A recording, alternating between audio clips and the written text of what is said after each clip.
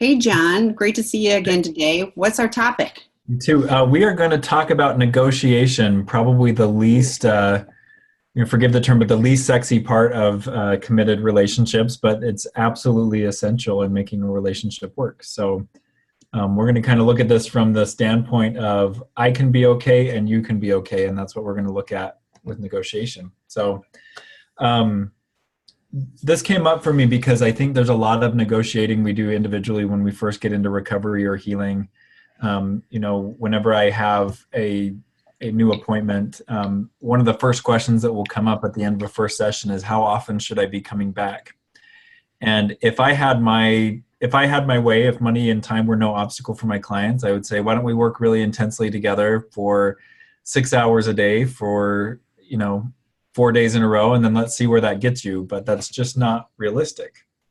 Um, you know, a standard frequency of appointment times might be every week, but I have some clients who can't afford that financially, or they can't get the time off of work, or whatever they need to do. So we enter into this negotiation at the beginning of the relationship, and I always say to my clients, money and time is a really important part of this consideration too. And if that part of the equation doesn't work for you, then the rest of the equation isn't going to work either. And so individually, when people get into recovery, even when they go to, like if you go to 12 steps or if you go to another support group, there's usually a saying along the lines of take what's useful and leave the rest. Meaning what we have to offer here may not be everything that you need, or we may be offering way more than what you need. So start getting specific about what it is you need and let us know, and we can meet each other in the middle.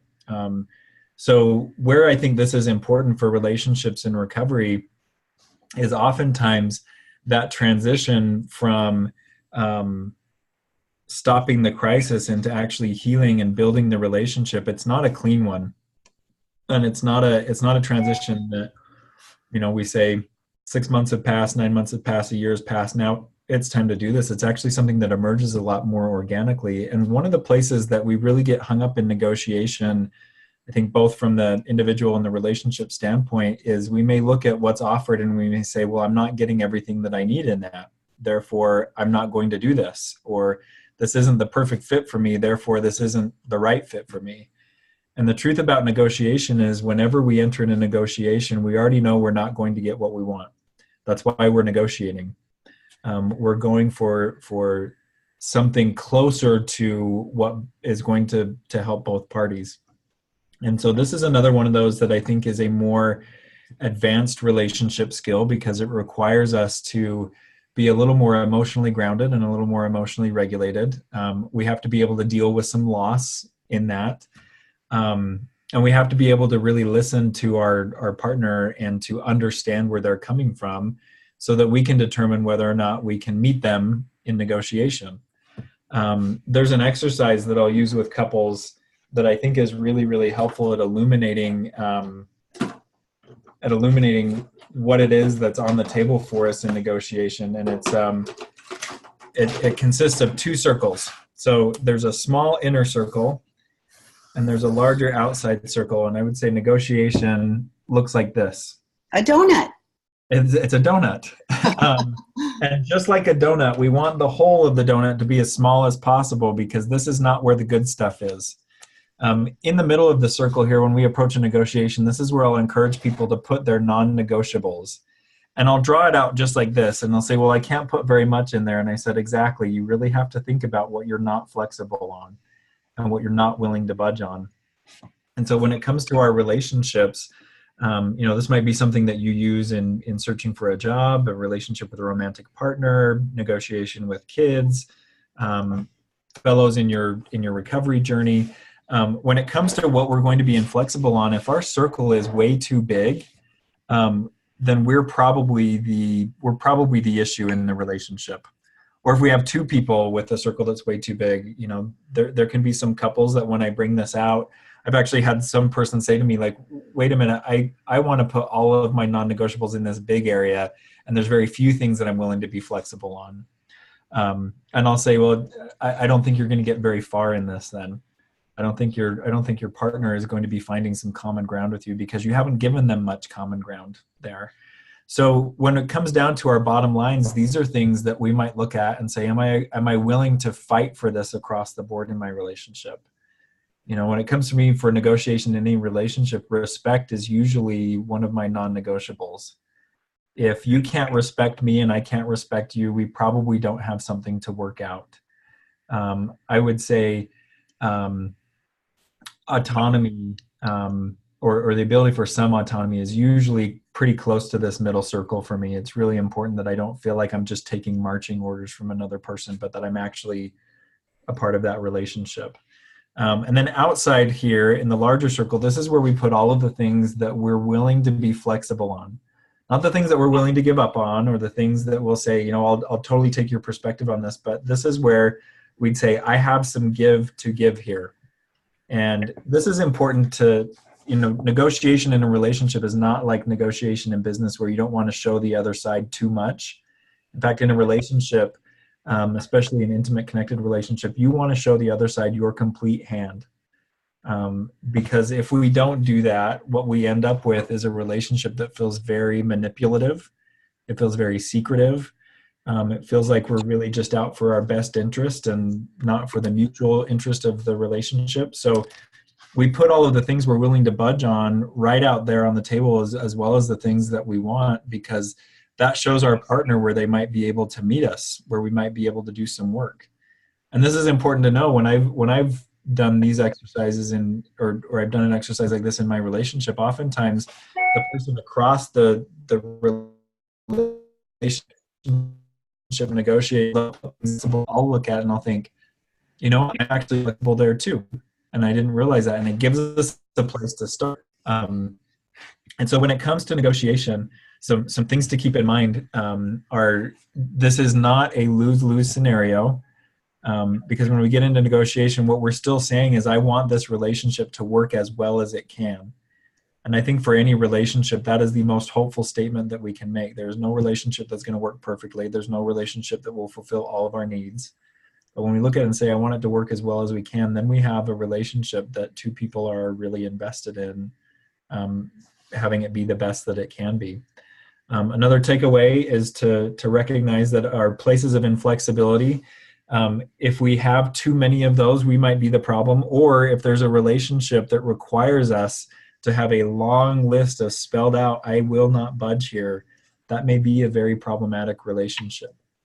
I look at a neighbor that I used to have, where I'd installed some new flower beds in front of the house. I raised them up. I built these boxes. I put, good soil in there, and I planted plants that I liked. And immediately I didn't know this until after the fact, he stopped buying kitty litter because his cats like to use my yard. And he thought, well, I can just let them in your yard. And I said, I don't want them in my yard because I don't want my yard to smell like that. That's not what I built this for.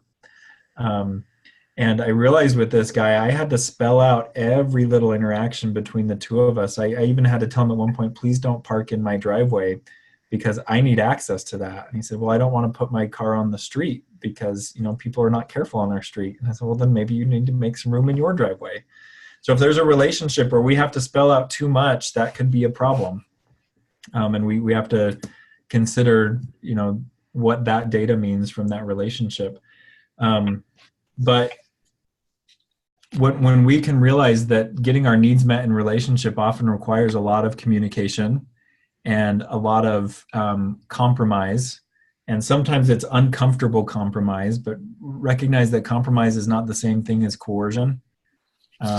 If I'm looking at your place where you're willing to be flexible with me, and I'm thinking, it's not my favorite place to be flexible, but I'll go there with you, and I'm doing that willingly, versus you're going to be throwing a fit unless I give on this, that's not negotiation.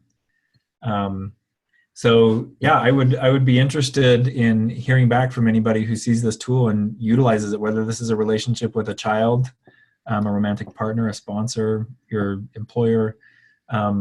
Really take this negotiation skill into your relationships and see what you can unstick for yourself. See what you can get moving again.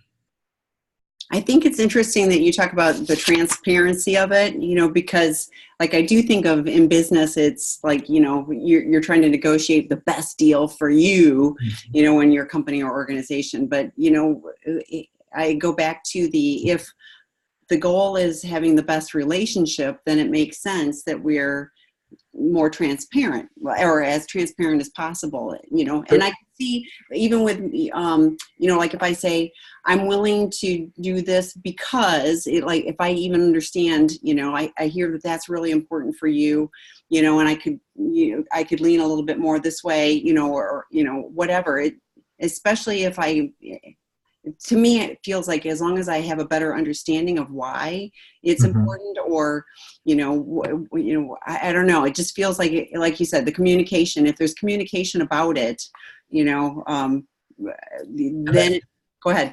That's really what this opens up for conversation is, why is your middle circle what it is, and why is your outer circle what it is? And that leads to more understanding. And again, there's a reason why we say it's not personal, it's business, is because what makes business work is not really what makes personal relationships work. It is a lot about self-interest and the best interest of the entity that you're presenting. And in connected, vulnerable relationships, it's really about what's in the best interest of this relationship between the two of us. And as long as that doesn't require me to put myself in an unsafe position or an abusive situation, then yeah, I'm going to be looking after the well-being of something that's not just me. Well, and I really appreciate it too that you're talking about it's not coercion, but I think it's not negotiation if we're trying to make some arrangements and I'm throwing a hissy fit and you just give in, that's not negotiation, and that just builds resentment too. So it doesn't. Again, it doesn't further what's good for the relationship, what's going to help us build a healthy, outcome for the relationship. And I've seen this kind of exercise work well on a personal level. Even if you have a partner who's not willing to negotiate, checking within yourself, or is not able to negotiate, checking within yourself, am I actually in my best relational position? Am I flexible where I'm willing? Am I actually flexible where I'm willing to be flexible? Or am I presenting a hard wall that gives someone nowhere to connect? I've talked a lot in these webinars about the book Getting Your Loved One Sober, and it shares a lot of ideas with Dr. Rob's book Prodependence, where you look at, just because I'm in a relationship with someone who's active in addiction, it may not mean that I'm completely closed off to this person. There may be some aspects of the relationship that I'm so happy to be a part of and really want to be a part of. And so it's not about putting up this monolithic wall that nobody can cross. It's about, I protect this part because I need to, but this part over here, yeah, I'm flexible. I can have some access there. That's really, I think, what keeps relationships alive even when there's strain, is that we do find some flexibility for each other. We find some ways that we can accommodate each other within reason. Yeah, and it is challenging, because I understand though, I want to protect myself. I don't want to give in too much because I don't want to be resentful. All of those things. So finding that space, I think having the visual of the donut and making sure that I don't have the skinniest donut with the biggest hole, it makes, makes a lot of sense. So, interesting topic. And I think it's a useful one to continue to work towards building rockin' relationships. Good. Any questions from our attendees? You can put that in the Q&A, or you can put that in I guess the Q&A is the best place for questions, huh? Yeah, chat works fine too. With Dr. Rob's, it's like there's many questions, so if they get in both spaces, it's challenging. But his is all live Q&A. So for those of you that aren't here that may be watching the recording later, one of the things we were talking, you kind of talked about early on was negotiating about ideally a client would come in for a lot of intense experience. One of the benefits I'm going to talk about, Seeking Integrity Los Angeles, the program, if you are a male or have a male that really needs a foundation of recovery, that gives them that solid foundation that could take years to get to in regular therapy, because you just can't do it in a 50-minute session, once a Yeah. week, once every 2 weeks, or even twice a week. I mean, it's just challenging. So for those that are able to afford, that opportunity, it gets them to a different place, so that when you're working with them, you're at a deeper level, and they're at a spot where they aren't, I think the hardest spot to be in is okay, I'm not going to act out, but I don't have the tools for recovery yet. That's hard, and so getting some foundation, so you've got a few tools to use, you reduce some shame, and you're in a little bit different place, that helps, I think, the whole relationship. So, and then I will talk about the drop-in groups. There are drop-in groups for male partners, for partners, for female sex and love addicts, and for male sex and love addicts, and they are free. It's a place where you can connect, and share what's going on for you, support other people. It's not a 12-step meeting, but you get to share your experience, strength, and hope. Anyway, it's and sometimes just connecting with somebody else that can go, been there, I get it, I hear what you're saying, and having it be a safe place, can be really powerful, particularly if you're dealing with, somebody in active addiction, or you're an addict that's really struggling. I mean, all those are just, great places to connect. So we've got some really good moderators for those drop-in groups as well, that, can provide that safe container for, for you to be able to share. So I guess we don't have any comments or feedback. So Okay. I think we will say till next week. All right. You want to give a clue what we're going to talk about next week, or? Here we go. I'm actually going to be looking at that this week and setting out another schedule. This is the last of my plans. There you go. Then stay tuned. Oh, we've got a question. Here we go.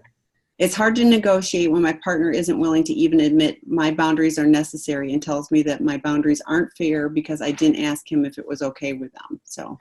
Yeah, this is where I say this is an advanced recovery skill, because boundaries are not up for debate. Boundaries are not a committee decision. The way I look at boundaries as my recognition that past this line, I am not a predictable partner. I'm not a good partner for you. So any boundaries I have, they're all for the purpose of self-regulation, not for the control of others. And some of those boundaries might include, like, I can't be in a relationship with a partner who is in active addiction or betraying me actively, because my self-respect takes a hit, my sense of safety takes a hit. So, a boundary that might include, I don't want you to cheat on me, I think at its essence, that's not saying, I'm telling you can't do this. It's saying, I will not be a good partner to you if this is the kind of partner you are for me. It's information, it's feedback. So in instances like that, I would very lovingly and very softly hand my partner some good information on what boundaries actually are, and I'm sure Tammy can provide some of those resources, so that they can educate themselves a little bit. This is not something that we are going to negotiate together. It's me telling you my limits in this relationship. Everybody's got a breaking point. Yeah. Well, and you can't have trust if boundaries are constantly being, bulldozed over. So, as I do reassess my bottom lines to make sure I'm not being too rigid, if anything has changed. And what a fantastic relationship skill, especially where there's been betrayal. There can be a lot of hurt, and there can be a lot of fear. And fear tends to make us really rigid, really tight, and there's a good reason for that. So continually reassessing, am I the appropriate level of rigid here? Am I the appropriate level of hard here? That's a great relationship skill, I think, for somebody to have when there's been betrayal, and maybe even active betrayal, because that can change. And I have seen a lot of relationships where the partners did not reassess their level of control and their level of fear in time, and they ended up doing more damage to the relationship because they were too hard for too long. And I've seen other times where just the opposite happened, where we got too soft and we got too permissive before maybe the trust had been built. So that's a really important skill, to be able to reassess that frequently, because things do change. Yeah, they do. And finding out what is safe for me in the now is, is important. Yep. Yeah, it is Yeah. challenging. Okay, I don't think we've got anything else then. I will plan to see you all next week, Monday at Okay. noon Pacific time. Okay. Thanks, John. See you next week. Bye. Bye.